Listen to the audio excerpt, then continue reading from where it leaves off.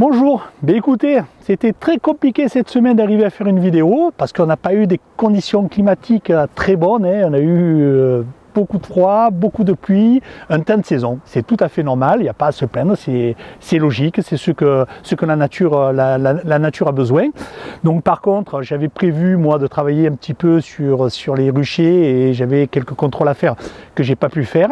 Donc je vais en profiter aujourd'hui, même si c'est pas un temps idéal. On a un joli ciel bleu, mais il y a du vent, dont les températures à l'ombre sont aux alentours de 8 degrés. Les abeilles sortent, elles font des vols de propreté. Donc je ne vais pas ouvrir pour faire les traitements aujourd'hui, je vais attendre un petit peu plus tard parce qu'ils nous annoncent encore un petit peu de pluie et après du beau temps.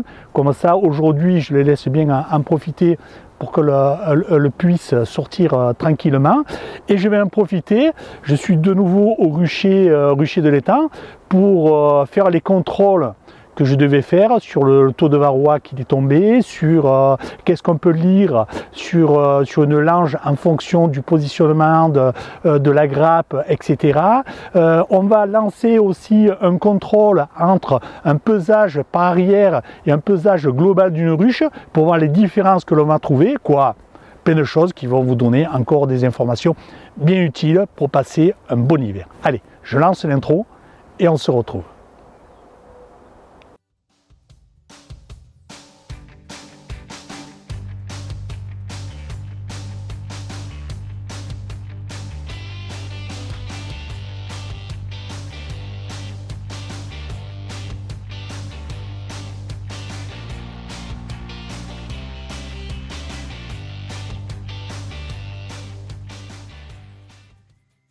Donc nous allons récupérer sur les ruches les langes que nous avons mis pour contrôler la chute naturelle du taux de varroa, pour connaître vraiment l'état d'infestation avant le traitement d'hiver. Et voilà. Alors, avant de commencer, j'ai un abonné qui m'a envoyé un message en me disant que l'on pouvait prendre une photo, l'envoyer sur un site et ça vous donne le nombre de varroa, et de mémoire le taux d'erreur et la marge est de 5%, ce qui est pratiquement rien. Donc je vous mettrai le lien dans la vidéo pour ceux que ça intéresse. Donc voilà pour le premier lange. Donc ici c'est le devant de la ruche et bien sûr ici l'arrière. Donc là, par la consommation, par les résidus de cire qui sont tombés, on peut voir le positionnement de la grappe. Et là on voit quand même que c'est pas grappé complètement, parce qu'on voit que ça a été consommé un petit peu partout, plus sur l'avant que sur l'arrière, un petit peu sur les côtés, ça veut dire qu'il y a encore des réserves sur les côtés.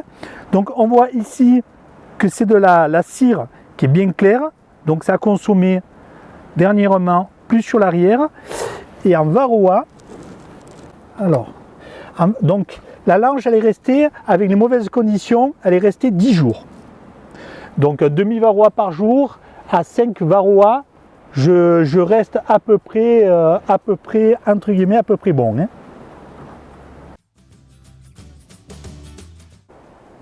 Non, c'est de la cire. Là aussi. Écoutez, j'en vois pas.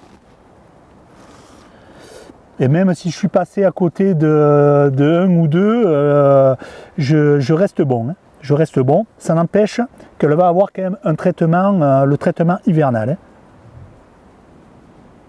Voilà. Alors pour le nettoyage, comme j'avais dit, il y avait le corps gras, vous voyez,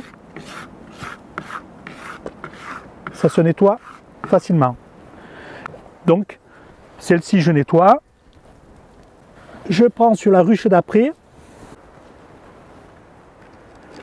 Donc ici, par le positionnement, on voit que c'est toujours sur l'avant, c'est normal, c'est là où il y a la chaleur. Dans le reste sur le chaud, on voit que c'est des operculations qui sont récentes. Donc sur l'arrière, pratiquement rien qui a été désoperculé. Pas de varroa. Alors ici, j'en ai un ici. Hop. Sur l'avant.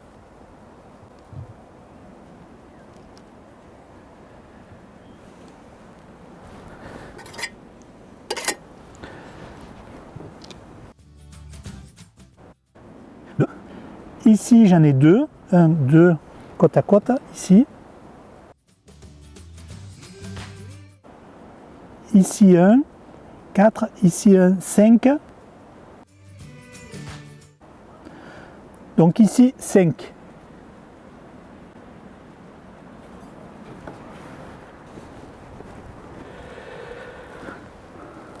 Donc sur celle-ci, pareil, on voit que la grappe est bien sur l'avant, très peu de consommation arrière. Par contre, là, je peux vous dire qu'il y a beaucoup de varrois. Hein. Parce que là, j'en vois déjà 1, 2, 3, 4, 5, 6, 7, 8, 9, 10, 11, 12, 13, 14, 15, 16. Ouais, c'est bon, j'arrête de compter. Hein. J'arrête de compter. Celle-là, je vais le noter de suite qu'elle est, entre guillemets, infestée. Je ne vais pas perdre mon temps à tous les compter parce que j'en vois énormément. Hein. Je vais vous la rapprocher à l'écran pour que vous puissiez voir. Et il y en a beaucoup. Donc là, voilà, je viens de finir. Hein, je viens de finir sur les 12 ruches qu'il y a ici. Le taux est bon. Le taux moyen, on va dire qu'il est bon. Par contre, j'ai une ruche où il y en a beaucoup. Je n'ai pas compté exactement combien il y en avait, mais il y en a énormément trop. Je dépasse largement. Donc ça ne me sert à rien de savoir au varroa près combien il y en a, parce que je suis à plus d'un demi-varroa à jour. Hein, donc il n'y a pas de souci là-dessus. C'est aussi sur la ruche que j'ai eu une perte au dernier contrôlé de la semaine dernière de poids de 1 kg. Est-ce que c'est une cause à effet? Est-ce que c'est logique? Donc, celle-ci, il va falloir vraiment que je l'ouvre pour vraiment contrôler ce qui se passe. Parce que beaucoup de varroa, chute de poids, ruche à surveiller pour arriver à lui faire passer l'hiver. Hein. Semaine prochaine, dès que les conditions le permettent, je pourrai faire mon contrôle. Pas le faire aujourd'hui où il fait encore trop froid et faire ça de façon catastrophique ou aller trop refroidir la grappe. Hein. C'est pas aussi le but. Hein. Il vaut mieux attendre des fois une semaine. C'est pas une semaine que je vais arriver à changer la situation. Hein. Donc je préfère attendre une semaine. Donc voilà. Donc on voit bien aussi sur la lange que ça vous donne le positionnement de votre grappe où elle se situe. Donc positionnement, il est tout à fait logique. Je m'attendais à les retrouver là. Par contre, ce qui est intéressant pour vous, c'est de savoir aussi que vous allez retrouver votre grappe. C'est quand vous allez faire votre traitement.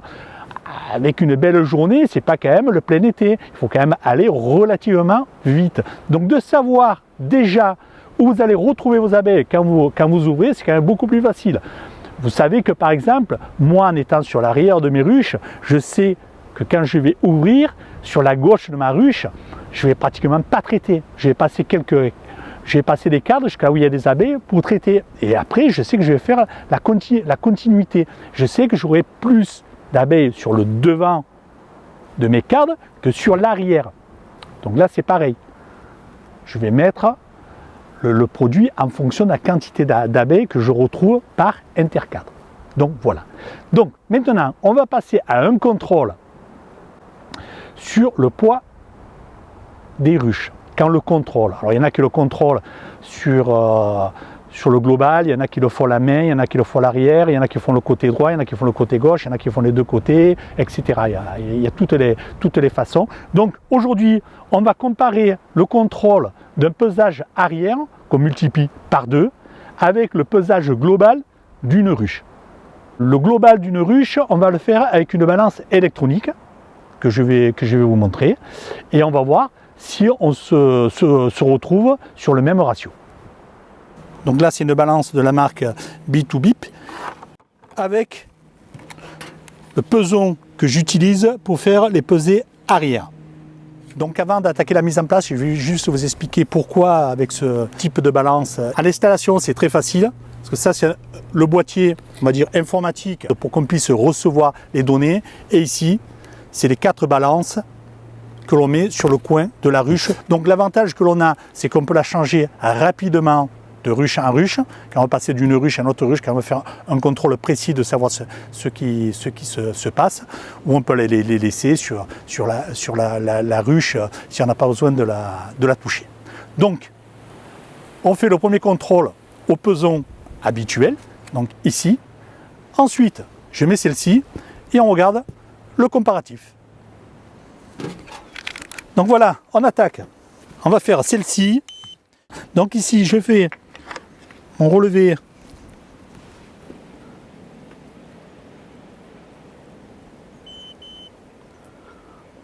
Voilà. Donc ici, j'ai 16 kg. 16 kg, ce qui me fait un 32 kg, 32 kg à peu près sur la ruche complète. Alors maintenant, ce que je vais faire, c'est que je vais installer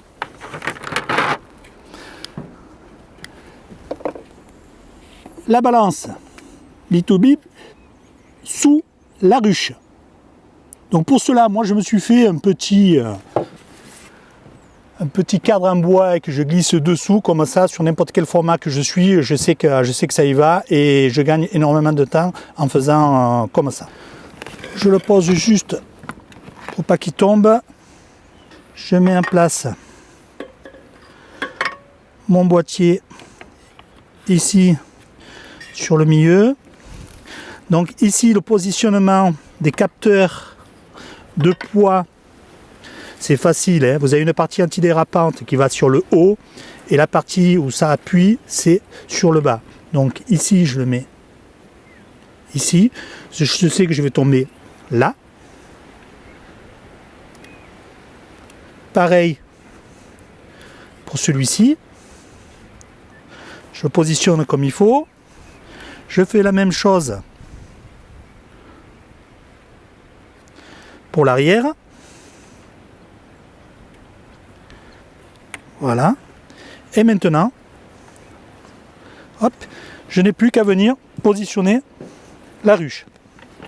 Alors je le fais tout doucement, même si les abeilles sortent aujourd'hui qu'elles font folle de propreté, je le fais doucement. Voilà. Là, c'est positionné. Maintenant, j'ai le boîtier électronique. Je le mets sur le bord de la ruche. Alors pourquoi je le mets sur le bord et pas sur l'arrière? C'est pour éviter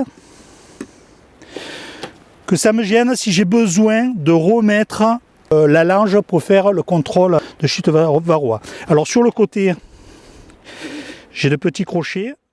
Comme vous avez pu le voir, la mise en place de la balance électronique, c'est quand même relativement rapide.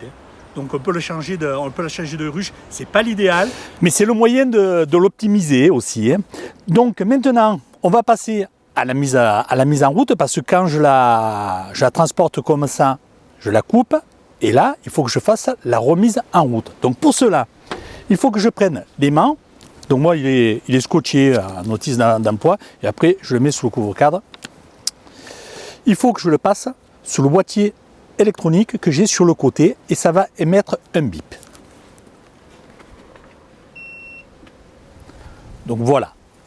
Donc là, la mise en route a été effectuée.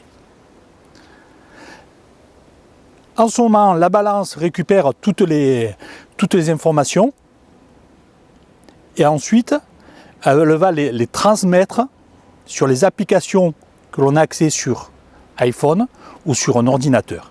Et quand tout cela a été envoyé, avec les nouveaux paramétrages, on va avoir 2 bips.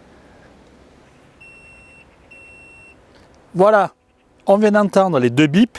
Ça veut dire que toutes les informations ont été renvoyées sur les applications, que ce soit l'application que j'ai sur l'iPhone ou que j'ai à la maison sur l'ordinateur. Donc là, j'ai toutes les données qui ont été transférées. Donc, je vais récupérer, mais je vais être obligé de couper la vidéo pour regarder sur le téléphone le poids que ça m'a communiqué.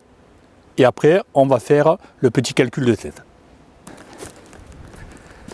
Donc voilà, je viens de récupérer des informations. Donc, la ruche connectée a remonté un poids de 33,1. Donc 33 kg 100.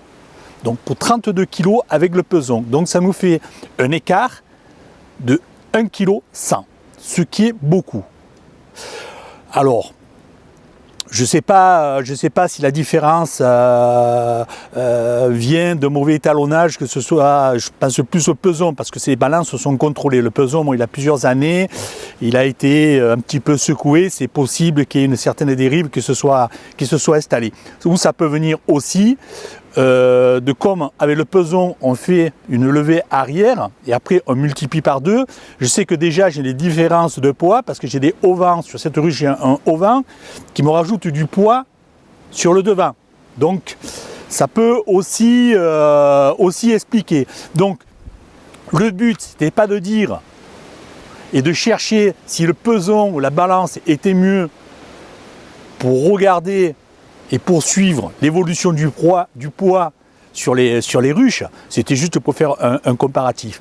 Parce que il est sûr qu'une pesée globale d'une ruche avec une balance électronique est plus précis et un meilleur suivi que le peson. Ça c'est sûr. Donc voilà, on a déjà cette photo. Donc même maintenant, pour finir le paramétrage de cette ruche, il faut que je rajoute mes pavés sur le toit. Donc j'en rajoute 2.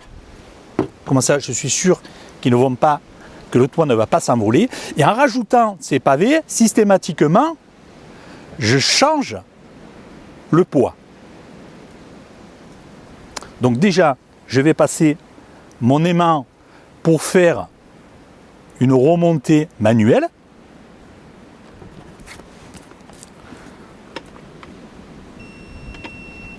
Voilà, le premier bip. Et qu'ensuite on entendra les 2 autres bips, je sais que ça sera envoyé sur l'application. Donc moi, ce qui est important, c'est que après, quand je vais rentrer à la maison, à l'ordinateur, je vais changer les paramétrages. C'est-à-dire que je rajoute 2 pavés. Ces pavés doivent faire à peu près 1,5 kg, ouais, à peu près. 1,5 kg pièce. Donc ça fait à peu près 3 kg ou peut-être un peu plus de 3 kg. Voilà, les 2 bips, je sais que c'est envoyé. Donc, si je ne change pas les paramétrages pour lui dire que ce poids fait partie du poids initial de la ruche, lui, quand il n'a pas l'information, il va se dire c'est une rentrée de réserve. Donc, machinalement, lui, il le rajoute dans les réserves. Chose que je ne veux pas. Sinon, ça va me fausser ma quantité de réserve réelle. Donc, dans les paramétrages, je vais le rajouter comme quoi c'est des cailloux sur le toit et ça ne va pas rentrer dans le poids des réserves. Donc, mon poids global réserve restera juste. C'est quand même primordial de garder son poids total des réserves juste, hein, parce que ça fait partie du principe du suivi du poids, de savoir où l'on en est. Hein. Donc là, je sais que je serai bien calé et je vais pouvoir regarder à l'allure que le poids diminue. Par contre, ce que je peux vous proposer, c'est qu'on suive cette ruche. Là, voilà, j'ai mis la balance sur celle-là. De toute façon, moi, il faut que je suive. J'en ai d'autres à suivre, mais celle-là en fait partie. Comme on a commencé avec celle-là, on va continuer avec celle-ci. De la suivre régulièrement. Pour regarder toutes ces variations, ce que moi j'en déduis. Après, quand je passe au rucher, entre les déductions que je me suis fait devant l'ordinateur et devant l'ordinateur ou devant mon téléphone, hein, parce que les applications sont hyper ludiques. Hein. Vous avez vite fait de savoir ce qui se passe sur une ruche ou un rucher. Hein. C'est pas aussi précis que quand vous venez ouvrir toutes les ruches. Ça c'est clair. Mais ça vous donne une bonne indication. Donc, moi, ce que je propose, c'est qu'on suive cette ruche, qu'en fonction des remontées que j'ai du système B2Bip, c'est de prévoir dans les visites le contrôle réel en fonction de la remontée informatique. Alors, Ça va pas prendre des épisodes en entier, ça sera quelques minutes par épisode et ça sera pas dans tous les épisodes. Mais ce suivi sera fait et j'essaierai de le rentrer au fur et à mesure dans des épisodes pour que tout le monde puisse prendre la mesure d'un tel système. Est-ce que c'est bien? Est-ce que c'est pas bien? Est-ce que vous en avez besoin? Est-ce que vous n'en avez pas besoin? Parce qu'on se fait souvent, et moi le premier, parce que je suis pas un perdreau de l'année, donc j'ai tendance à penser que toutes ces je vais dire ces aides, pour pas dire un autre mot qui serait moins gentil, que toutes ces aides informatiques sont inutiles et qu'on est capable de le faire aussi bien, voire mieux, quand on se déplace. Oui, c'est pas faux. Mais malheureusement, c'était de l'apiculture il y a quelques années en arrière et aujourd'hui l'apiculture a trop fortement évolué et pas dans le bon sens. Alors je ne veux pas être la personne qui pense que c'était toujours mieux avant, parce que je ne suis pas du tout comme ça, j'aime bien me projeter. D'ailleurs, c'est l'exemple, c'est que je passe à beaucoup de choses à l'informatique pour essayer justement d'évoluer et d'aller de l'avant. C'est qu'il y a quelques années en arrière, on n'avait pas les mêmes contraintes, que ce soit varroa, frelon asiatique, changement climatique. Là, nous, dans la partie sud-est, ça devient catastrophique. Ça devient le désert. Les dates des mielés qui ont complètement changé. Vous vous amenez en transhumance à un endroit, ça ne donne plus rien, alors que ça peut donner à quelques kilomètres après, plus haut, parce que ça a changé. Donc, il faut des repères sûrs et fixes. Et moi, j'ai pas noté tous les jours ce que je faisais, ce qui rentrait dans une ruche ou pas, et que là, par contre, on l'a à mémoire avec des dates précises et des actions précises que l'on fait. Donc, pour moi, c'est un gain de temps, et ce gain de temps, je peux le passer sur mes ruchers, à m'occuper très bien de mes ruches. Donc, voilà la proposition que je vous fais. Maintenant, si ça vous intéresse, vous me mettez un commentaire en me disant que oui, ça vous intéresserait d'avoir des informations, et puis je verrai en fonction des remontées ce qu'on fait. Mais on va arrêter l'épisode là, il y en a je pense assez. J'espère que ça vous a amené des informations, des informations complémentaires ou nouvelles pour certaines personnes, ou j'espère que ça vous apportera des informations futures si on fait les suivis au fil de l'eau, des remontées en fonction du réel terrain de la balance B2B. Allez, je vous souhaite une bonne semaine et je vous donne rendez-vous semaine prochaine pour de nouvelles aventures.